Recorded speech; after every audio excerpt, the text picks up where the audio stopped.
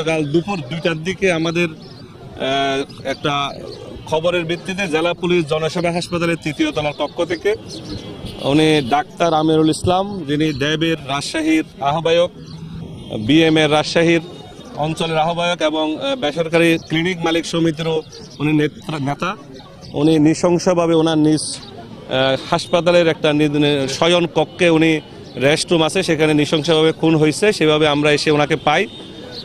সেই ভিত্তিতে আমরা পারিপার্শ্বিক অবস্থা ও আমাদের যে প্রযুক্তিগত যে বিষয়গুলো আমরা বিশ্লেষণ করি, আমরা পুলিশের পক্ষ থেকে আমরা জেলার বিভিন্ন সংস্থা আমরা যৌথভাবে কাজ করার পরে আমরা দেখতে পাই হাসপাতালের একটা স্টাফ এটার সাথে মূলত জড়িত ছিল।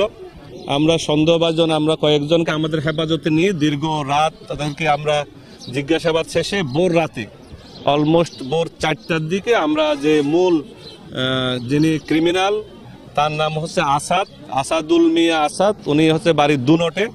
সে 2024 সালে বগুড়া থেকে এসএসসি পাশ করে টিএমএসএস মেডিকেল কলেজে ল্যাব রেজিস্ট্রার হিসেবে কর্মরত আছে। সেই আসাদ গত 3 বছর ধরে ডাক্তার আমিরুল সাহেবের পিএ হিসেবে এখানে কর্মরত ছিলেন। কর্মরত থাকার সময় হাসপাতালে বিভিন্ন স্টাফ আছে, বিভিন্ন ফিমেল কলিগও থাকে।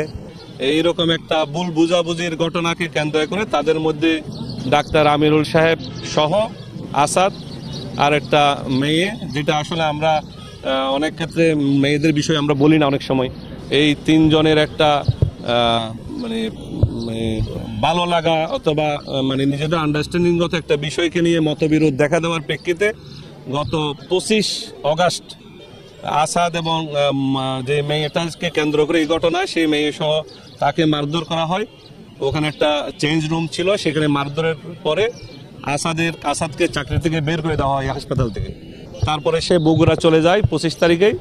বগুড়া যাওয়ার পর তার মধ্যে একটা প্রতিহিংসা কাজ করে, তার মধ্যে একটা ডাক্তার আমিরুল সাহেবের কোনো বিষয় নিয়ে তার মধ্যে একটা ক্ষোভ কাজ করে। সেই ক্ষোভের অংশ হিসেবে সে বগুড়া থেকে একটা বোরকা কিনে 1300 টাকা দিয়ে একটা দোকান থেকে, এবং 2টা ছুরি কিনে 3টা সাড়ে 3টা পর্যন্ত মানুষজনের আনাগুনা ছিল। আমাদের সিসিটিভি ফুটেজও সেটা দেখা গেছে, ডাক্তাররা রাউন্ডে ছিল।